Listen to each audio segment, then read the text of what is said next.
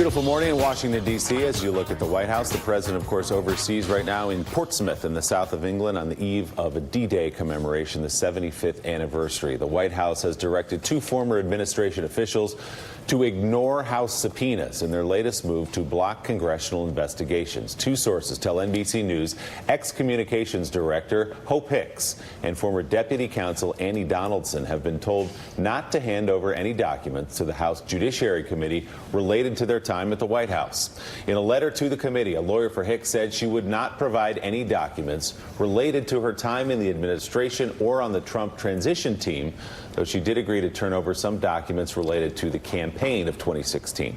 In a statement, committee chairman Jerry Nadler said, quote, "The president has no lawful basis for preventing these witnesses from complying with our request." He added, "We will continue to seek reasonable accommodation on these and all our discovery requests and intend to press these issues when we obtain the testimony of both Ms. Hicks and Ms. Donaldson." Joining us now, Professor at Vermont Law School Jennifer Taub and former Deputy Assistant Attorney General at the Justice Department and former counsel to the Senate Judiciary Committee, Elliot Williams. Good morning to you both. Jennifer, let me start with you. In the White House treating subpoenas as optional, what should the Judiciary Committee be doing here in response?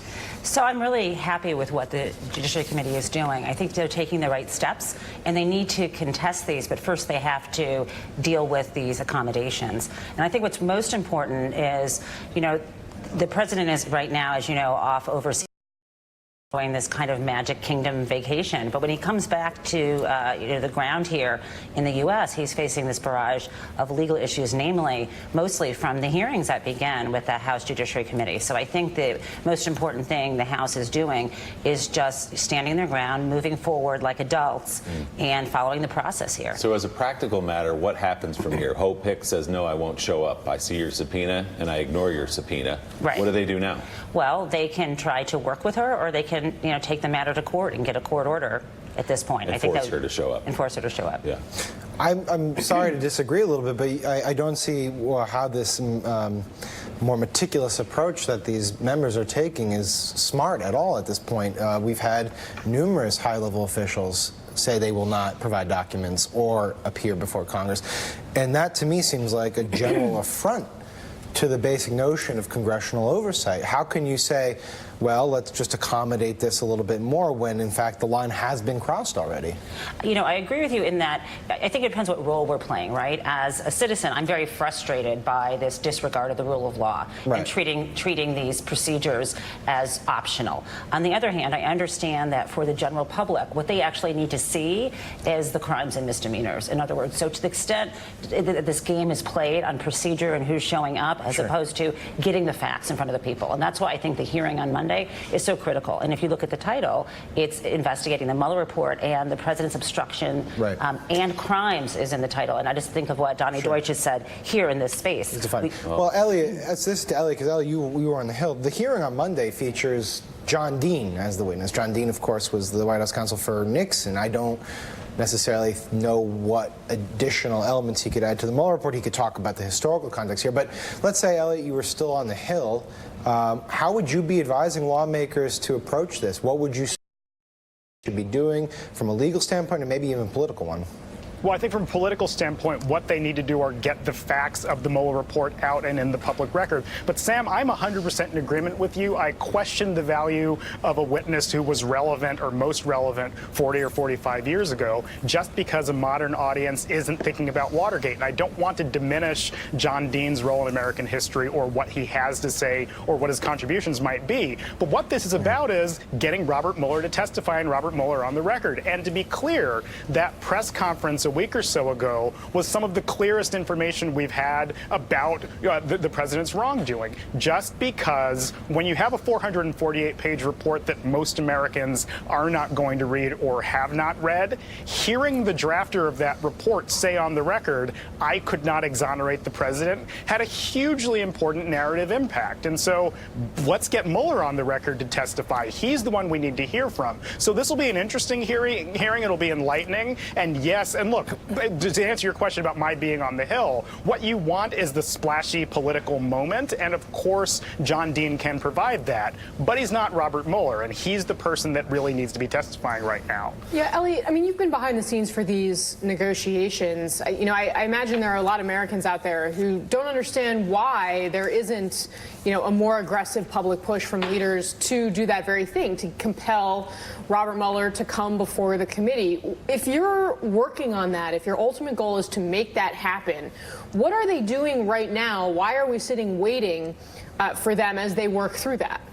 Under normal circumstances, if these were normal times, all of these people would be working out the terms of their testimony and the parameters, but we're not in normal times. Now, I would think we're just not. I mean, look, the president, starting on January 3rd, the first time the president tweeted out the words presidential harassment, we entered a new era in which Congress simply was not being respected as an investigative or oversight body. And so that's the framework we're in right now. So again, because Robert Mueller, I would think, is a reasonable human being, I would think he's probably negotiating with the committee right now. I don't know if they need to reach the point where they need to subpoena him, because he needs to testify, and I think he ultimately will at some point. But it's a drastic remedy to start going down the road of suing people and compelling their appearance. I think we will see that with Hope Hicks and Annie Donaldson, because again, Congress merely having the power to call someone in is no longer enough. You've got to go to mom or ask dad,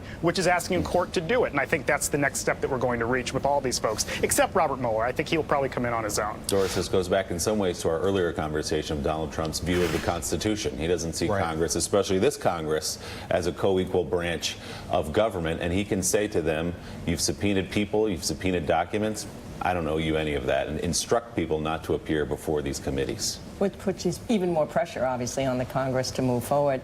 I still think what the Congress needs to do, more than even gathering more facts, they have facts. Those facts are in the Mueller report. They have to provide a story. They have to provide a narrative as to how this happened. Why did it start being a problem with Russia? Why did so many people not tell the truth about it? What was going on? What does obstruction of justice mean? Collusion, that awful word that nobody understands what it is. I mean, one of the things the best presidents do is they educate, and the best Congress now has to do it, the citizenry as to what this is, a story with a beginning and a middle and an end. Right now it's scattershots. Yeah. There's his financial records. He did this, he did that. Unless the country comes to a collective wisdom about what this president did, and they themselves think that something should make the president deal with this, then we're going to have more division in this country than ever before. Just from reporting on the Hill, I'm sure Casey can attest to this too. Frustration among Democratic lawmakers over precisely that. They felt like they've spent the past 6.5, 7 weeks since the release of the Mueller report talking about process matters. Who's going to testify under what conditions? How can you compel the release of certain documents? All of which is important, obviously, but it's been a time period in which they've not really talked about the actual substance of the Mueller report itself. And so they're trying to get to a place where they're telling that story. I think Mueller's statement was a step in that direction. That wasn't Congress's step.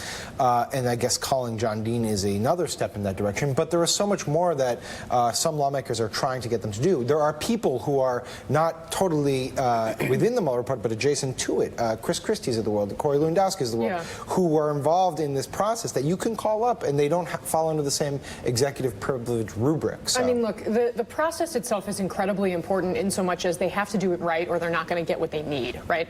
The challenge is that we are living in a reality show presidency with a president who can redirect the narrative at a moment's notice. And, Nancy Pelosi is running this like the institutionalist that she is, very carefully and with deference to her committees, and the result is that the narrative is getting lost. Jennifer, last word to you on this. Yeah, I mean, what Doris and all you said, I think we also need to use the right words. We should be saying the words, the crimes and the cover-up.